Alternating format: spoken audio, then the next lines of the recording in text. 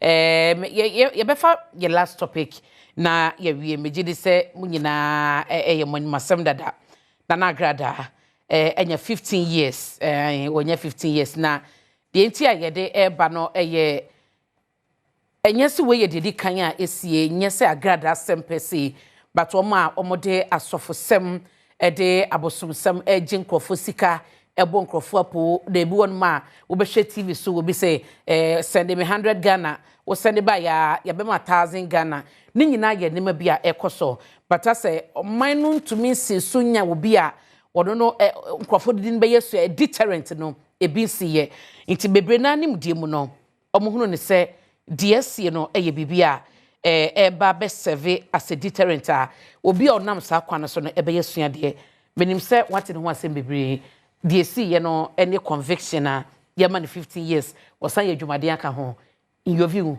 who say I think say we be last topic here we answer and my mentia papa no se me famra but say Mr. Osu Brown secrets I feel on your yeah secrets Osu Brown ya say ye be ba secrets na yere no na e de shela na no no mu de Chris ana because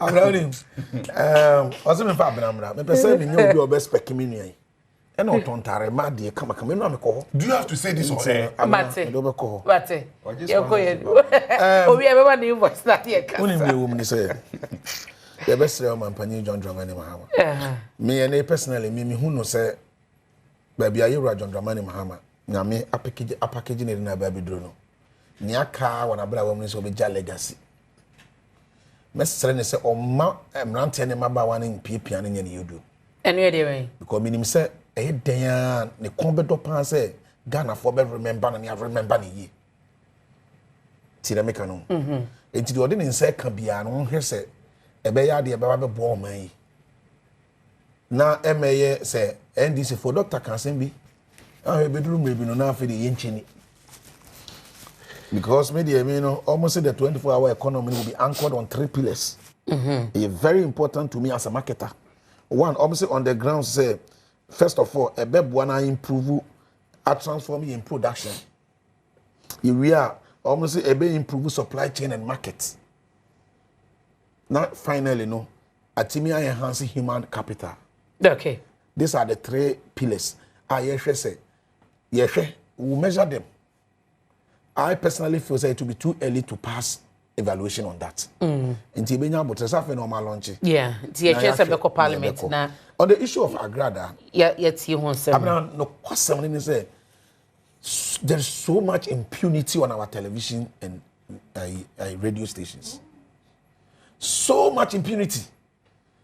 Some of the contents are TV stations, any radio stations, no, at the bab on treno. Sabi what na say na odwene ho nyasa bia nhyedani eba uti say it is just there to negatively influence unsuspecting Ghanaians because Ghana ahochira wa hawo abena ayana enu ana me read with social media people are saying say omo ekọ ho say omo kopesika gari ni ba onko okoye den ekọ mo krom ye kwa de nyesika gari ya sorry dem de no nti no ye nti no menim say asabwe wo di akira a concrete court na ye de ne ye prison na woko 15 years no enye sika gari 2022 de ya wo de 3 billion bi back social media so say brana so bechecha madwadifo na mo de akodija no eno ho asem na ba wo de dem no enye sika gari nti monti asema obabi a o say okoye na sika je sa o de ntomago na gu ase na paper maame bi social media oka owi o se me wajiji o mu de ni we no se me onche ese mobile money nyina de wo phone so ko beje na mini problem o man no yenim se ahokere e wo man no na na ikura de ahokere na san ye west mo na ye west because what in cry officer Ghana na nkran go abra an electricity bill untimi ntua electricity bill me my boy ayi twetwepo bia mama bere watching me 2600 every month bill me ma me untimi ntra fan mu onum fridge mu nsuo enye nkwala bill da bia me ECG for me district where the ECG for no omo ya de omo abotre Brimnof ana Brimnof DTU any Mr. Chei omo ya de na say omo kofa baba wa bi aba oba na wa muna we donya every month I can show you are too nice. I have the receipt here. I have the bills here. Every month I post me tete de bi abna ni wi am yet o ka obi ehun say abna o de no twenchen ti Agradaa de ne o ti mi ye mi ya chere Agradaa de ne abna Anthony man be be Agradaa de na abna me ba ti Agradaa de no we should not take it say we should not take it say because the kind of content omode ma ye okroma no dangerous content omode ama obetimi ahwem content omode ma ye okroma no very very dangerous and enya Agradaa nko you see the media has a responsibility to educate, to inform and to entertain. Mo your fourth arm. Et you know say we are ma to me krata as if running a media house. Now media house because say we pay sikentino. U jama ankra bi betena so be ye almost a pedia e ha adwene.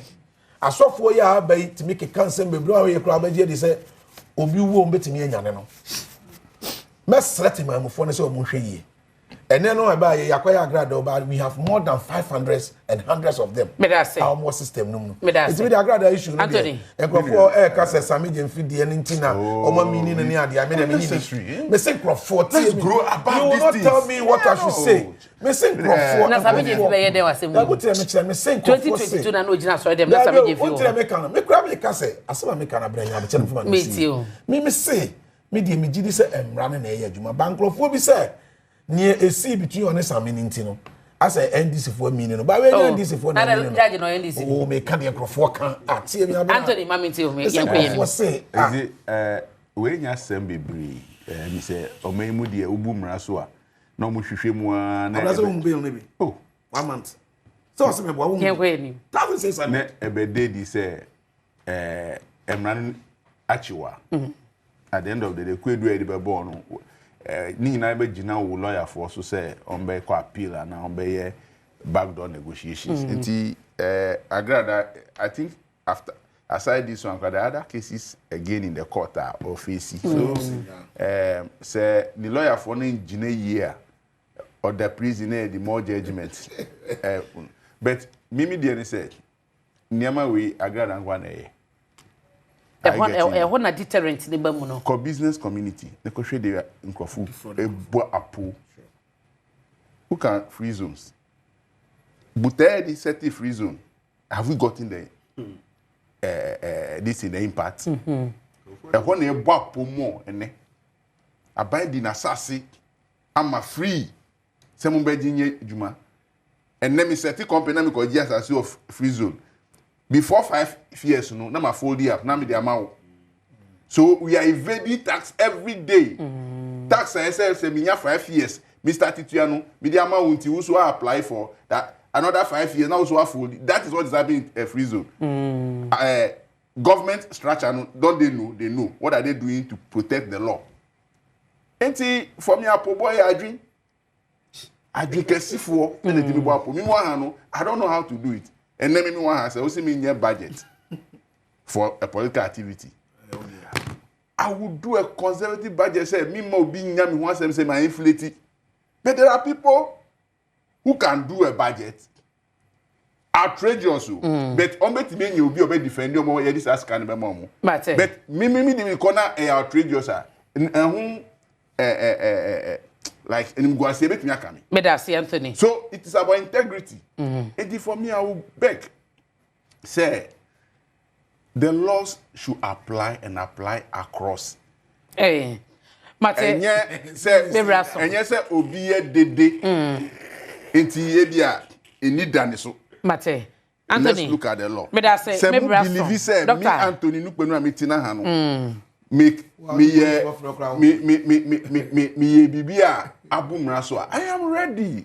Let that law enforcement invite me. It should not be a doctor with the agenda. Kitu he be fast so one na. I will defend myself. Me for college better be. Abena ai de so na emra ene bu oman. Enye enipa ne bu man. Me feel say lawyer judges na kasa. Say yenyina yedi adanse de ekoso wo yi but I think say National Communication Authority was so betimi etna omo ena so this is a complete failure on that institution and new omo managers sort as here ebi o ha obi TV na de better. Who regulate the online ones? No, the same NC4 no. They don't have control over most of it. Yes. But say it was social media and you want online. No. Yes, omo nyina omo no. This is so be online. NCA4 they are supposed to take care of all these things.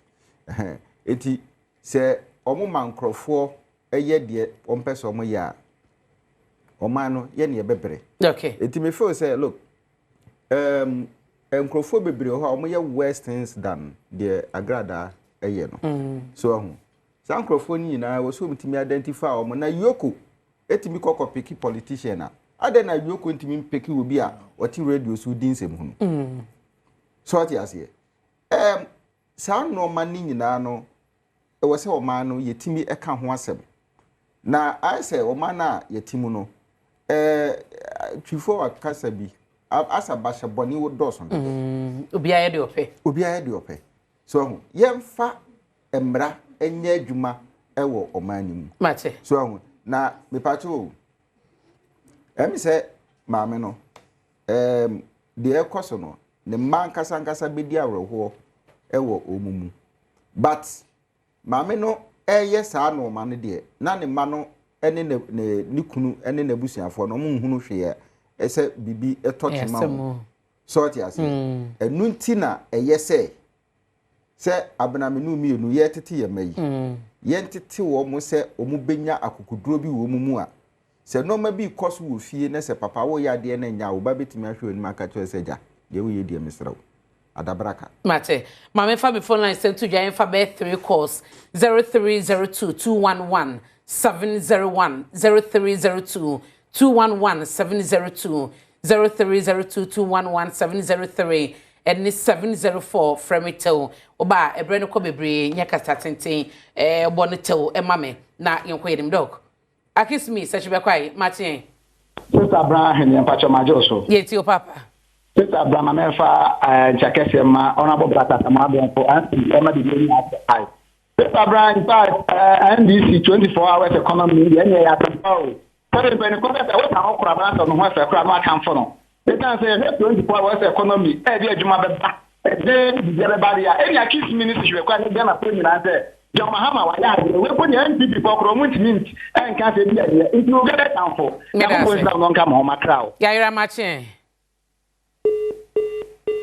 Yeah, electrician matching. What's the maker? Okay, what's more for from me? Na yen ko tell no a memwatio. Okay. Dog, now one go so nsa wo kan for no se edu ebra wie bi say you see obia be na adwen say ye be ye each other's keeper ye betimi ahwe ye nua ne yabo na chi dom so ati ase enti say Anthony menene ya damfo menene abusua menene dom party baako menene timantem baako na so ye bibi na nya e wo say betimi ka kire ni say ade we ya wo ye enye na ye nyina ye gusu a ye tutu ye ho fofofo sa no na ma suban bi ye tenetene no na suban bi nso ekoyie hwe abena oma no omko maami hoyi unim se hiafo ne doso doc me ba Collins Martin ye na abena na frefi obuate yes you super our economy no ana yes ebesi ebusa John Dramani Mahama say your president say if you estimate say ni pado do say no estimate say be form adwuma na ketia won sam so percent sa sa ba won ketia na organ na hana na otumi aketia love me do kana do aketia na love mo okay o estimate say say no ya pon I don't know who anyama we nyina Collins me da say me fa me last call ya electrician ya Martin hello yeah but tell mama o frefi Basa ya electrician ne kaza video ko visata yes you idi kama meche watifu nya meche muyanko awo kunsi do body na de igiri se brukmanofu abatu ya ye kan wati me ho na metoma babat yishi sisi ama me why bu kaka we say abano Yeah, facha me braso me fa ensi wo ha ya Dr. Bernard Tutubu ahene political marketer oko University of Education Winneboy lecturer e wo ho Anthony Nukpenu ye Greater Accra NDC organizer and George Krobia Sante deputy communications director MPP mpanyifoi e na omo ka me ho ye dijuma anopa yi edinya mejeso ene abena pokua